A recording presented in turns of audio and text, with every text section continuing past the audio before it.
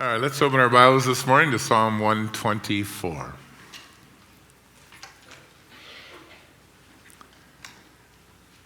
Psalm 120 through 135 are a series of very short psalms that are called the Songs of Ascent, sometimes the Songs of Degrees. It just depends how you translate the Hebrew word.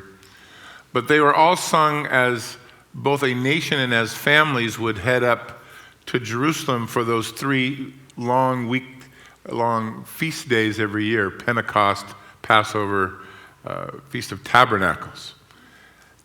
You always read going up to Jerusalem even when it's down south, because Jerusalem sits on the top of a hill, so every road runs up, and you can't really say, I'm going down to Jerusalem, because you'll have to up going up. So these are songs of ascent. This morning, we just wanted to look at these 8 verses that David wrote that really focus on one subject. Sometimes when you teach, studies can be complicated. They're intricate. One thing depends upon another. One point kind of relies upon getting the previous one, and those can be hard. This one's not hard. This is 1 point. You know the old 3 points? This is 1 point. And here's the point. It is a good thing that the Lord's on our side. That's the point. And can you imagine moms and dads and kids singing it on the way up to Jerusalem for a week of worship to say, hey, God's on our side. And that's why we're heading where we are. So in the lyrics of the short psalm, the Lord is on our side is driven home by considering what would have happened if he hadn't been. What would we have been like? What perils in life would we have faced that we could not overcome? He mentions people, he mentions circumstances, and describes those without the Lord as sitting ducks, so to speak, although those aren't the words that he uses. And yet, if the Lord is on our side, we can anticipate victory at every turn. So it's beautiful Hebrew imagery, poetry, but it isn't designed to leave the truth imprinted on our hearts and minds that God is with us. The advantage that we have is God's with us. Verse 1 says this in Psalm 124. If it had not been the Lord who was on our side, then Israel could now say, if it had not been the Lord who was on our side, when men rose up against us, then we would have been swallowed up alive when their wrath was kindled against us. David, looking back over his history, or the history of the people, I think called to mind how many enemies would have liked to have taken out Jerusalem. Every year returning here to worship, there had been fierce enemies. There had been folks filled with wrath. They fought people much greater than them. They would have been destroyed. God stepped in. If you've read the Old Testament, a lot of those fights aren't fair because God's on one side. And yet, you want to be on the side he's at. They would have been destroyed. Israel, even to this day, is a small little nation in the midst of very angry and bitter and enemies, rivals, who would like nothing more than to see them destroyed, and yet they are not. And whether they know it or not, we know it, the Lord is with them. He has a plan and a future for the country. Paul would later write to the Romans, if God be for us, who can be against us? That's a pretty cool verse, isn't it? I hope you remember that one. It's Romans 8 what? Anybody? Uh-oh. You want me to wait till you find it? No, verse 31. It's not fair. I got notes. It's all right. Don't worry. If God is for us, who can be against us? Because of sin, strife and animosity and wars and rumors of wars, infighting and interpersonal conflicts are a way of life in the world. It's what you expect to find. It is what resides there. And yet, for God's people, he would like to deliver us from that. And the answer that makes all the difference is the Lord's on your side. I'm sure that you've had someone in your life that no matter how hard you tried, they just don't like you. If for no logical reason, then maybe it's just the way you look, or the way you talk, or the way you stand, or the way you breathe, or that you breathe. I don't know. You just rub them the wrong way, and as a result, they oppose you every chance they get, never have a kind word to say. It really is the result of sin. And it is made worse when you, as a Christian, live in a godless world. And you are attacked not just for you, but for who you align yourself with. And so we read in verse 2, if the Lord had not been on our side when men rise up against us. I'm sure there are people that probably don't like you that have never met you. They don't like you because they've heard their opinions from others, their negative comments. They haven't spent 1 minute with you personally, and yet they can't stand you already. Other people do you the favor of waiting to meet you before they decide they don't like you. But the root is always the same. It's the warfare that sin brings to the life of man. It's jealousy, it's competition, it's personality conflict. I remember my kids coming home from school when they were young, angry that someone had said something about them that wasn't true. And you would think when you got older that would go away. It doesn't. Because sin doesn't go away. Now, David isn't just talking interpersonal relationships, although he certainly had a lot of struggles with that as well in the place God put him. But even the nation itself was constantly facing warfare. Sin is the evidence of the wrath of man, I guess would be the evidence of sin, I should say. Jesus, when he spoke to the disciples in Matthew 18, said, "It is inevitable that offenses will come, but woe to those by whom they come." In fact, he went on to say, if you receive one of these little children in my name, you'll receive me. But if you offend one of these little ones that believe in me, it would be better for you to have a millstone hung around your neck and be drowned in the depths of the sea, swimming with cement floaties. Woe by those who offenses come. Let's face it, we offend people. Even if you try to never offend them, you'll offend them. Eventually someone's going to be upset by what you did or didn't do, what you said or didn't say. It doesn't take much. I thought you were mad at me. You didn't say hello. You just walked right by. Have you ever had someone honk at you for no apparent reason other than you didn't step on the gas a microsecond as the light was about to turn green? Let's go, let's go, let's go.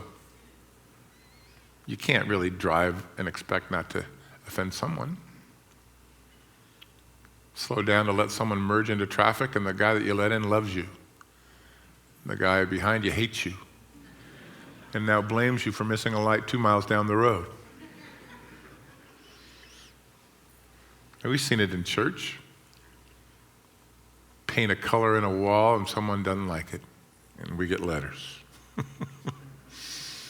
Have someone speak for you when you're on vacation. Well, I didn't like him. Have the kids come up and play music. Oh, it's too loud. Forget the fact that worship is about the heart, not about the notes or the volume, but, it's too short, it's too long. Why do you have a beard? Where's your hair? You don't like that shirt. You laugh. I'm not laughing. I actually am kind of laughing. It's good to know the Lord is on your side. We live to please him, and he fights our battles. But I just love the picture of, thousands of pilgrims heading up the walkways to Jerusalem. And there's steep walks up and down the city in Jerusalem. Nothing's flat. But just to see a whole family saying, the Lord's with us. If he hadn't been, oh man, we'd have had it, but he's with us. People problems are certainly the most difficult challenges as Christians, made more difficult by the fact that usually if you're in the church, the people you have most trouble with are supposed to be saved. I know you doubt that they are now, but they are. I heard someone say with a tongue-in-cheek, the church is a perfect place to be if it wasn't for the people. But really think about that. Would we really have a church? How many times in David's life was he in danger of men who hated him? Oh, I think you'd immediately go to Saul and you think about, here's a guy that spends 7.5 years of his life with only one goal: kill David. Just kill David. Kill David. Hi, it's Tuesday. What are we going to do? Kill David? Thursday, next week, next month? It's on the calendar. Kill David. That's all he cares about. David was popular. He was jealous of his popularity. If the truth be known, and you read through the scriptures, David was by far Saul's most faithful servant. He couldn't have found a greater man to support him than David. Turned on him. Years later, David's own son Absalom would seek to drive his father from the kingdom, certainly drove him out of his house and out of the city in a failed coup attempt that would eventually cost Absalom his life. David was under constant pressure as the king from his own citizens. He was under constant pressure by the enemy. They were positioned at every border. The Ammonites, the Edomites, the Moabites, the Democrats. No, I'm sorry. Even the Philistines came. That was uncalled for. I'll cut that right out, don't worry. Even the Philistines came at his inauguration, 2 Samuel 5, try to take David out before he was ever made king. Yet every time Saul got close, Absalom got close, God intervened. And I think David wrote this with a heart of great gratitude as he, with his family, gathered in Jerusalem. God is with us. Isn't that good to know? Because in a world that you feel completely like we're the minority, we're not. God's with us. And at your job, when you're the only Christian and you feel kind of isolated, no, God's with you. Should be a good t-shirt, don't you think? God's with me. A little arrogant, but good, biblical. God's with me. And David recognized that, and he knew that, and he took comfort in it. In fact, he said, if he had not been with us, and he began to look at all the working that God had done. God wasn't just with him, God was actually involved for him. But he writes there at the end of verse 3, if the Lord hadn't been with us, the world, even when their wrath is kindled, would be turning against us. That's the kind of life we have to live in, a world that doesn't know God. Spurgeon wrote in this verse 3 in his notes, the world is filled with wrath, but that wrath is heated up 7 times more like Nebuchadnezzar's fire when it comes to dealing with the believer. It's exasperated by the fact that you believe in God. You want to live a godly life and do things right. In verse 4, he turns from people to the consequences and the circumstances that would have overwhelmed him had not the Lord been on his side. Then, he said, the waters would have overwhelmed us. The streams would have gone over our souls, and the swollen waters would have gone over our soul. Now, you know that, at least in Hebrew, whenever something's repeated, it is repeated for emphasis, especially in poetry. It is really like an exclamation mark in English. So when he says the waters would have gone over us, the waters would have gone over, he's not stuttering. He is emphasizing. And that's the way the language itself works. Had the presence of God not been with us, we wouldn't have been able to overcome the deepening waters that surround our life, the difficulties that have started as a trickle but now are life-threatening, flooding our souls, overwhelming our sensibilities. Man, if the Lord wasn't with us, there's all kinds of stuff in life that can take you out. But if he's with us, then no matter what comes our way, we can stand. You see, God wasn't just an answer to his problems. He was the only answer to help. If he had not been on our side, we would have been doomed. Swallowed up in trouble, overwhelmed in a flood, carried away in a torrent. Pretty descriptive words, but I think we can relate to them. Circumstances in your life can certainly sometimes just spring up from, it seems, nowhere, like a flash flood, and you feel like you're going to drown. Cause us to lose hope, cause us to despair, much like a tired swimmer wondering if he can get back to shore. Maybe this morning you are in church wet from the neck down, trying to tread water. And yet if the Lord be with you, you can stand on a rock. You can stand on a rock.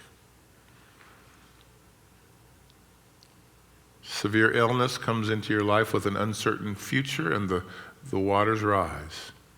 Someone in your life abruptly dies and they were too young to die.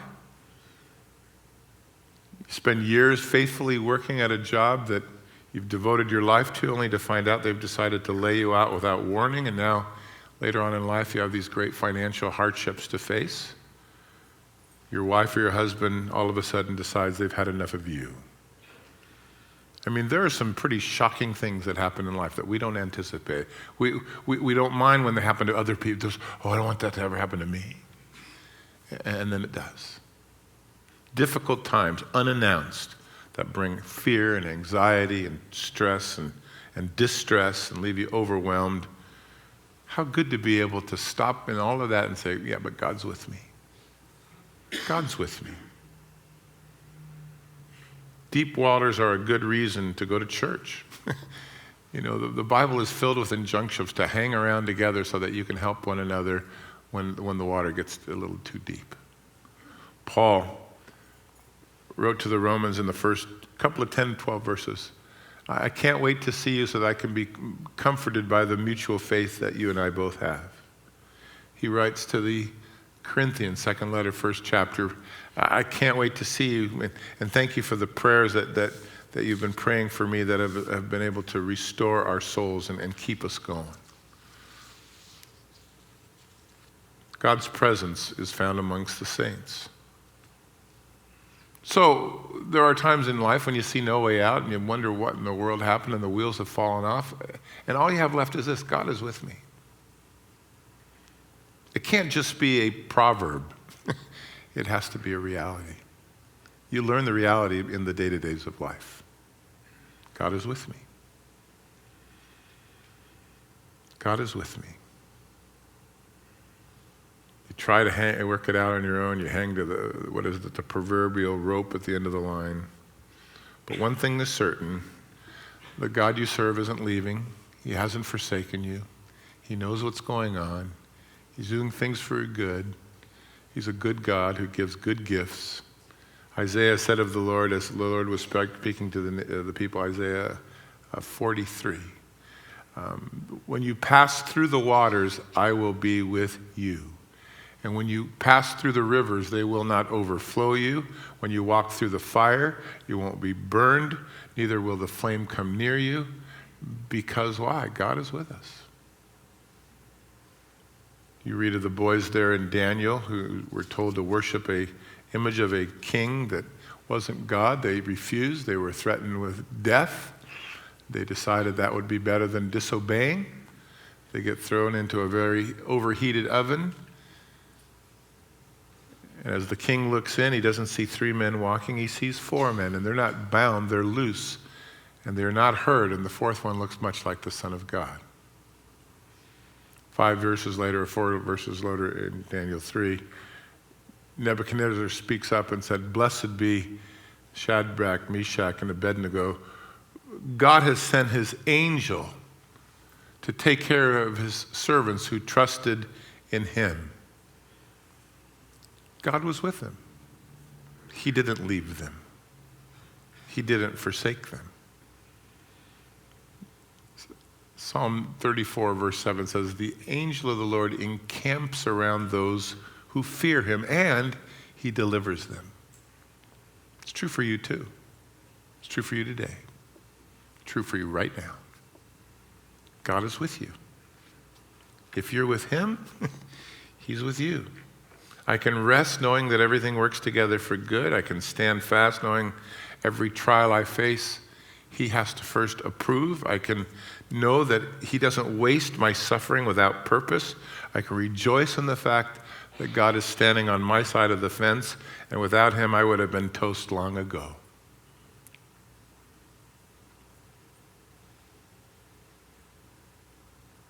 I think before we met the Lord as Christians, we were all bound and determined to live independent lives, independent of God. I'm going to live my own life, going to make my own way, captain of my own ship. Somewhere along the line, the waters got pretty deep. The trouble got high. Maybe the doctor said, nothing else we can do. Or the stockbroker called and asked for a margin call that you can't afford, or your spouse walks out the door. Whatever it happened, life turned sour, and as a result, you turn to the Lord. From that day forward, he hasn't left your side.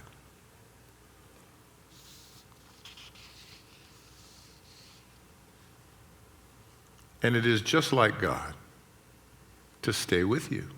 We might have been overwhelmed, but now I'm standing on the rock. It's good to know, isn't it, that God is on your side?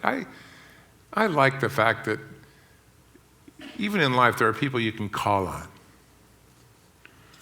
We had a joyous occasion at our house this week. The little water bib that feeds the ice maker in the refrigerator had been leaking for probably 2 months into the back of the cabinets, and we didn't see it, or heard it.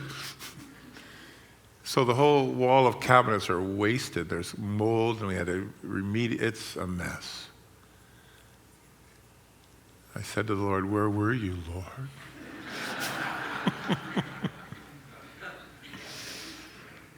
The waters have overwhelmed us. So now we have holes in the it's pretty. But thank the Lord, he knows, right? He's on our side. If you'll place yourself at his side. He can't force himself into your life. He's a near and present help in time of trouble. He knows what we need before we ask. He's God Almighty. If the Lord had not been with us,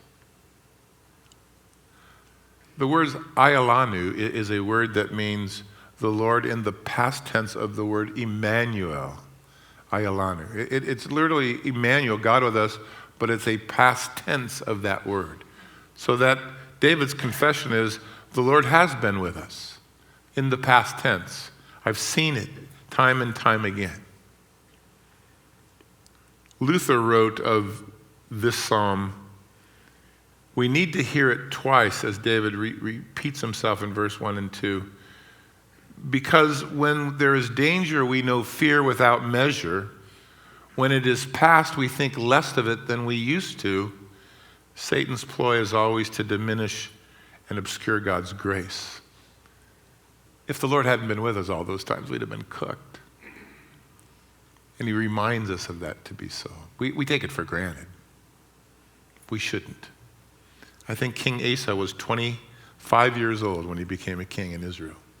He did some cool stuff. He took the people back to the place that God wanted them to be. Made a lot of enemies in the process, but he reformed the nation, the worship.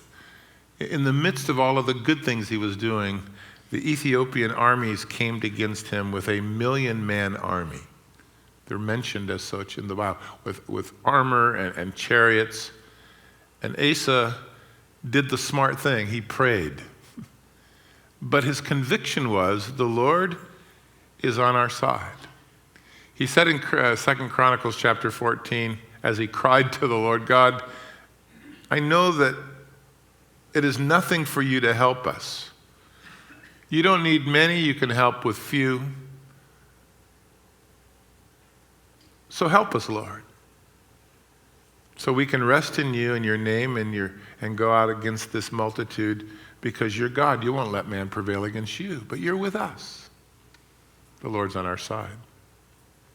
The result was, verse 12 and 13 of 2 Chronicles 14, that the Ethiopians were overthrown by those from Judah.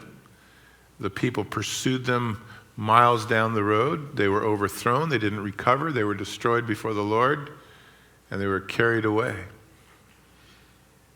When King Asa came back from that battle, happy, relieved, thankful, a prophet came out to meet him named Azariah. And he said, would you listen to me, Asa? And he said, I will. And he said this to him, the Lord will be with you while you are with him, and if you seek him, he'll be found of you. But if you forsake him, he'll forsake you. So God is with you if you want him to be with you. It is nothing for you to help by many or few, by weak or strong. We go out against them in your name. The natural advantage was that God was with them. Outwardly, it looked disastrous. Inwardly, it couldn't have been better. The Lord will be with you if you are with him. That was what the prophet said to him. This is how God works. The writer to the letter to the Hebrews said that God promised to never leave us or to forsake us. And then he said, God is your helper. He declared it to be so. He quoted out of Psalm, I think, 118 it'd be Hebrews 13, I guess. Paul wrote the same thing. If God be for us, who can be against us? If God justifies us, how can anyone lay a charge against the elect? This morning, with David and many others, you can leave this place not whispering, but shouting, the Lord is with me. He's not going to leave you. He hasn't forsaken you. His plans are good. He'll see them through. He will finish the work that he started. He's the author and the finisher of your faith. He will keep you from falling. No one will snatch you from his hand. And one day he'll present you faultless before the presence of God with exceeding joy. So this little psalm ends with, so bless the Lord, who has given to us, who has not given us as prey into their teeth. Our soul has escaped as a bird from the snare of a fowler. The snare is broken, we've escaped. Our help is in the name of the Lord. He made heaven and earth. No need to worry, no need to fear. God is our helper. The Lord is his name. If you're confused about which Lord I'm serving, it's the one who made the heavens and the earth. Trouble wants to grind you down and trap you in, but praise the Lord, the snare is broken. And David reminds himself of how big the God is that he serves. I know much of life, when it gets right down to it, is much too difficult for us to handle on our own. So it's good to be into God, in the hands of the Lord, don't you think?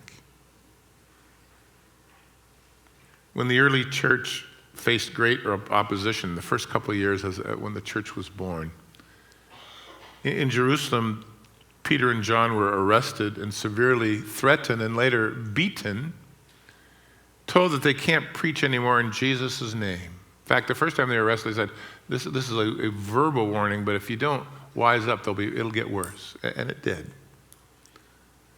The opposing forces were in rule. They were the ones in power. The courts were stacked against them. They returned to their own company to report the trouble that they had found and the ultimatum that they had been given.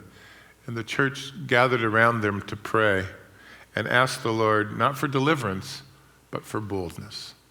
In the face of this warning, help us. The one who is on our side created the universe. He can withstand and overcome whatever you're overwhelmed by. The word impossible doesn't apply to him. Difficult, he doesn't know that word. And David did the smart thing. He began to think about everything that might have happened had the Lord not been with him, only to conclude, hey, but he is.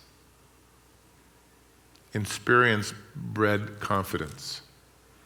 It's not a vain hope. Spurgeon wrote on the last verse of this in his Bible, it's not a vain confidence that you can have in a Lord who has made everything that you see to be comforted by the fact that he can prevent everything you don't see. God is able. So here's your psalm for the week. Just 8 verses. Try memorizing it. I'm going to ask you next week. It's Romans 8:31 in this verse, okay? Father, we thank you this morning as we sit together for your goodness and for a one-sentence sermon. The Lord is on our side.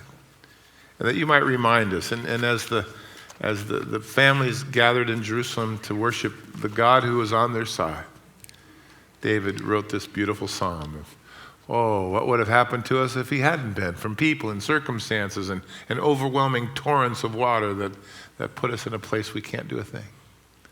And yet, bless the Lord, O my soul, for he has intervened. The one who made the heavens and the earth is on my side, is on our side. And I would encourage you today, if you don't know the Lord, the loss is he wants you to come to him. He wants to give you life. He wants to be the Lord of your life. But there's nothing he can do because he's given you free will to choose. He sent his Spirit to help you make the right choice. He won't leave you alone until you consider making the right one. But ultimately, we're going to answer for the choice we make. So the Lord invites you to come. Be with him, as the prophet Azariah said, and he'll be with you. Because that's your advantage, isn't it? In this life. The Lord, the Creator, Yahweh, is with you this morning. And no matter what waits for you outside these doors, he's with you. You need prayer this morning, come and pray with some of the pastors. If you need to give Jesus your life, which is what you have to start there, then come and tell them. Let them pray with you and share with you how you can be born again. Shall we stand?